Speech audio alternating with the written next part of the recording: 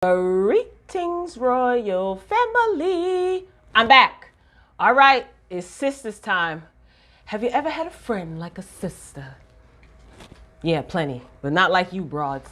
Okay, thank you for clicking on the video. If you are new here, welcome, welcome, welcome. If you are a returning royal family member, you already know how this thing goes. So we are back in the boardroom, the firm. That's the name of this episode, episode 16. So we see Andy slowly approaching the boardroom. And I'm just saying to myself, Andy, you in danger, girl. So you see her, she's nervous. Gary is sitting in the room with a tight jawline. He looks like he does not even want to be there. I think that at this point when I'm watching, I'm saying to myself, Gary is faking like things are all good with him and his wife, because isn't that what Andy told him to do? She told him, go back home and make nice with your wife. So looks like he's doing that. That blue suit looks sharp. He looks sharp in that suit. Anyway, so the wife client is again calling Andy out of her name. She calls her a B, and she calls her out in front of everybody for sleeping with Gary. Gary is just not even making eye contact with Andy at this point because he looks so ticked off, you know, because again, this was kind of Andy's idea. So it seems that Sexual Chocolate, that's what I'm going to refer to his name. Morris is his name. He is representing the wife client now because he was telling her, you know, calm down. He was saying to her, compose yourself. Even Andy's boss, the white guy, he was saying, you know, can we just try to cut back on the profanity? Because wife client was going in, calling Andy everything but her name. So Gary might not like that. Gary, he just looks like he doesn't want to be there. And I think that he is still in love with Andy. He seemed like he was very serious. And again, I'm taking these notes as I'm watching. I mean, if you saw the episode, then you know what happens at the end. But I'm just basically taking it step by step. So Andy, she keeps her cool. She does keep her cool. And she did point out the fact that she let the wife client know, hey, you know, I think that you should go with another firm. And her boss is kind of looking at her, and Sexual Chocolate is looking at her as well. And she says that she took extensive notes during their meetings, and she did suggest that she go to another firm. That may work in her favor. It may not. I don't know. We'll see. So the wife client, she seems to be crazier than Gary. Like, yeah, she's crazy. She's telling Gary, like, tell her what it is that you told me. She's making him talk up. This entire scene was a little bit too long, as usual. The other chairman of the board, or the other partners, they're sitting there. They're supposed to be, I guess they're like extras, but it was so unrealistic. They were just sitting down at the table. We know what Tyler Perry gives. So the wife client, what happened? The wife client, she makes Gary basically admit, she didn't even give him the opportunity to say it, but she says that the wife client says that Andy told Gary to go back, to sabotage, that she was going to sabotage the case. Because remember, Andy used to represent the wife client, to make it work in Gary's favor, something like that. I don't know. It got mixed up because at first I thought she said that she was going to make it work in the wife client's favor. This wife client, she needs to go. She's causing too much confusion, okay? Can we just have like simple confusion? Anyway, Sexual Chocolate says that he plans on suing the firm for $10 million. And I wonder if the wife client is sleeping with this guy. Andy, she didn't throw her boss under the bus. As everyone is leaving the boardroom, they're upset. You know, it's just Andy and her boss. And he says that, he thanks her. He says, you know, you could have thrown me under the bus. And when I thought about it, I said, yeah, because he was made aware that Andy did not want to represent the wife client because of her dealings with her husband, which is Gary. So he says that he's going to try to see it that the firm takes it easy on her. And he did apologize to her. So I guess that's supposed to be noble. I don't know. Karen, we move on to see Karen, and it seems like it's her first day back to the salon since the incident with Fawn. I think that's her name. She's not ready to go in, okay? She ends up leaving. Her assistant comes out and tries to get her to go inside. She ends up leaving. She ends up calling Andy to see if she could go over to her house, because it seems like Karen doesn't want to be alone. She doesn't want to be at her house. So, you know, her character is kind of getting a little dried up, you know, so I hope Tyler peps this up. We see Andy leaving work. Sexual Chocolate is by her car. He meets her in the parking lot. And Andy said that she was fired. So she was basically fired from the firm. As far as her being disbarred, we don't know yet. We'll see how that plays out. And Chocolate knew that he would be working for the wife client, because Andy did ask him. She said to him, when you saw me at the bar, when you ran into me at the bar the other day, did you know that you were going to be working with this woman? He says yes. Yes. You know, and this part just ticked me off. Chocolate says to Andy, you know, you're too special to be a side chick. And I'm saying to myself, here we go again with another person giving Andy all this praise and going up for her. Like she's a victim of some sort. He wants her to come out for a drink. She declines. Yeah, she's really acting in this scene. She is really acting like she's a victim. She's acting like she has no idea why Gary's wife wants her to be disbarred. She's taken aback by the fact that she was fired. I'm like, girl, are you okay? Are you okay? So Andy, again, she passes on the offer to go out with drinks with Chocolate, and she's being real rude to him, real nasty. And I'm starting to wonder what's his angle. You know, he did want her to come and work for his firm, because remember, he has his own firm. And she says no, you know. She's just like, well, what? I have to have a drink with you in order to be offered the job. Whatever. She was on one. I just couldn't believe that they're making another character sing this woman's praises. We move on to Sabrina. She's still mad at Maurice. They're in the bank, hardly working. He apologizes and he tells Sabrina that she needs to call Calvin. It's like, here we go again. So Alonzo, this guy named Alonzo, he walks up to the window and he wants Sabrina to assist him. She met him last week at the bar. That's what we come to find out. So he's buying a house and he wants to deposit his $800,000 check into his escrow account. So he makes mention of that. And he's shocked, you know, at Sabrina not being impressed by the fact that he has a house and he has all of this money to deposit in his account. Sabrina's unfazed because she's a bank manager, so she sees large transactions all the time. So you see how Tyler can just make a bad situation even worse? It's like, what the hell is this supposed to be now? Like, who is this guy? You know, he's married. He is married. He admits that he's married, but he says that it's complicated. Excuse me. He invites Sabrina over to his house, and he wants Sabrina to bring Andy because Andy and her were at the bar when they met this guy. So it's just like, you know, I want you to come over to my pool, my house. We having a pool party. And at this point, I just paused the TV and I said to myself, oh, okay, I get it. So Tyler is basically supposed to be showing us that the grass isn't greener on the other side, and Calvin is Sabrina's best option. This is what I got from this after pausing the TV for a second and thinking about it. When this guy, this character comes up, this like overly macho, you know, arrogant type of guy with money, you know, flaunting his money. So he's supposed to be Sabrina's best option in comparison to Calvin. And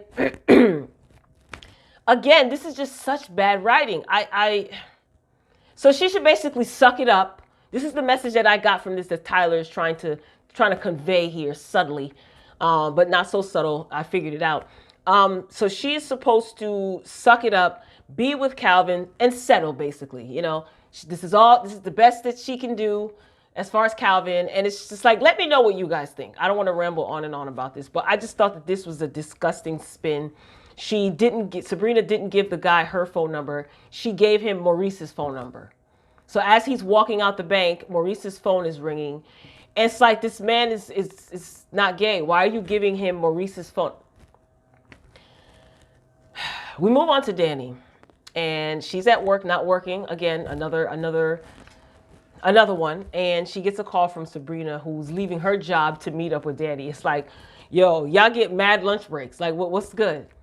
So Zach, he shows up complaining as usual, and he's still waiting for Helena, is her name, the his co-worker who claimed that she was pregnant. He's still waiting on her to come out of the bathroom. She's been in the bathroom for about an hour or so. So Danny goes in to see about her, and she's supposed to be taking the pregnancy test. She admits to Danny, hey, you know, I'm not pregnant. I lied because I love Zach. I'm in love with Zach. So Helena ends up telling Zach, yeah, she's not pregnant, and she's in love with him, and that he sells himself short and he's such a good catch. It was at this point that I changed the channel because I realized that I did record the Democratic debate. Hopefully you guys watched. The Democratic debate was way more entertaining than Sistas. Again, hopefully you watched. If you've seen it, drop down in the comments and tell me what you thought. And that Elizabeth Warren really had me in here cackling. She is something else, and she meant business. So I turned away from Sistas for a while because it was just getting on my nerves, and I knew I had to do this review, so I needed a break. But I did enjoy the Democratic debate. So if you've seen it, drop down in the comments and let me know what you think. Please keep comments respectful. I appreciate it. All right, back to this nonsense now. So we see Karen and Andy. She can't go back to work. We know that Karen can't go back to work, so she shows up at Andy's house. She's still traumatized. So Karen asks, like, Andy, what are you doing home in the middle of the day, you know? Andy says, I got fired. Karen gives her more bad advice, because I have been saying this throughout the season that I think that Karen gives the absolute worst advice. She tells her that she needs to fight and she should go to the partners. Karen is telling this to Andy. Go to the partners about what? Everything was exposed. Her boss that she reports to, the one that's supposed to be like, that fought for her to get into this firm, he knew what was going on. The other partners were in the boardroom when all of this information was revealed, that she was sleeping with her client's husband. I just don't understand why they're treating Andy like she's some sort of victim. You know, like, you know what? She is. She's a victim of her own stupidity. But I can't. Karen, you give the worst advice, girl. The worst. Fight for what? There's nothing for you to fight for. You better hope that you don't get disbarred. We move on to Sabrina. She shows up at Danny's job. Remember, they're supposed to be meeting up and going out for lunch. Another overly drawn out scene. Sabrina ends up telling Danny that Calvin's father came to visit her, and what he was saying made a lot of sense. Here we go. So I guess, you know, she wants Danny to help her get Calvin back. This is what I just predicted before I even really found out. I'm going to say this. I'm not including Sabrina in any more of my reviews. I'm not, unless it's interesting. It's a waste of time. And I get aggravated just typing it and talking about it and even watching it. So Danny tells her to find someone else. I said, good, Danny. That's great. That's great advice. Find someone else. Sabrina says that it was hard to find Calvin. And see what I'm saying? I'm chopping Sabrina from these reviews. Like I said, I'm not doing it. If she is so sure that Calvin's father was right, why does she need Danny to tell her what to do as it pertains to Calvin? Because before the scene ended, oh, I need you to tell me what to do about Calvin. See, she never listens. Nothing you tell her sticks. It's just, Karen is back at her place. We move on to see Karen. She's finally back in her apartment. She gets a knock on the door. At this point, I didn't even care who it was, but it was Aaron. He shows up with a cleanup crew to help clean up her place. And I just kept, again, why is Aaron not with his children? We did find out in this scene. He's pouring a glass of Hennessy. He needed a drink. He didn't want any pop or any water. He wanted something stronger. So Karen pulls out the Hennessy out the cabinet, and he's pouring his glass of Henny with no ice. He didn't want any ice. He didn't want to chase her. So he's stressing. So he does tell Karen that this is his first drink in 7 years, and he used to have a drinking problem. I said, uh-oh. Well, it's about time that we found out what his vice was, because it seems that everybody's angle is coming out little by little. So it looks like he might fall off the wagon before this season is over. So she takes the drink from him, and he goes into telling his story about substance abuse when he was in college. You know, alcohol wasn't the only thing that he abused, yada, yada. So he says that he doesn't have anyone else to talk to, and it's hard for him. And his kids that are not his kids, he subtly revealed, will be living with his ex-wife's mama because those are not his kids. So she has gotten custody of the kids. So Aaron has got a lot going on. You know, a lot going on. Ron is stressed out. And what do you mean you don't have anybody? What about your congregation? Well, then he did say he doesn't have a church home. But no Bible study group? Anyway, that's coming across as judgmental. But I'm just saying. So being that Aaron is going through a lot, I'm saying to myself, let me refer to the book of Tyler Perry. So I get it. So Karen is going to be his savior. You know, she's going to be the one to hold him down and pick him up. Tyler Perry style. We move on to Andy. Andy gets a knock at the door, and it's her assistant who had on a blue, like a dress. That blue, that cobalt blue. Was blue the theme? Because Crazy Gary had on blue too. That cobalt blue looked really nice. I love that color. Anyway, she gets a knock on the door, and her assistant rolls in with this like huge hamper on wheels. Sorry, y'all. Background noise, landscaping. Forgive me. So this huge hamper on wheels saying that it was her things that she left at the office. Okay. So I was like, well, that's nice of her. I mean, she probably didn't. How did she get? Okay, well, whatever. Then Gary pops out of this hamper thing on wheels. When I tell you that I screamed in here, I was laughing so hard. This guy, Gary, is not going away. And it is evident he ain't going nowhere. That was funny. Like, what I see happening is Gary and Chocolate fighting over Andy. And I hope I'm wrong, but I kind of get that feeling. This episode ticked me off because Andy is really like, she's a charlatan. She was sleeping with a married man. And she is getting rewarded and praised. You know, you're too good to be a side chick. Oh, you're such a good person. You're a nice, wholesome person. I can tell. You're so strong, Andy. You're so strong. Are you kidding me? She's a charlatan. This concludes this review for Sistas, episode 16, entitled The Firm. Royal family, thank you so much for watching to the end of the video. Again, I deeply apologize for the background noise. Landscaping is serious about their business over here in this community, so they're here every week. So if you like the commentary, be sure to thumbs up the video. Make sure you're checking out all of the other content on the channel. If you haven't done so, hit the subscribe button. Love to have you join our royal family discussions on a multitude of topics. So keep it respectful in the chat. You don't have to agree with each other or anything, but just disagree respectfully. Royal family, this was draining.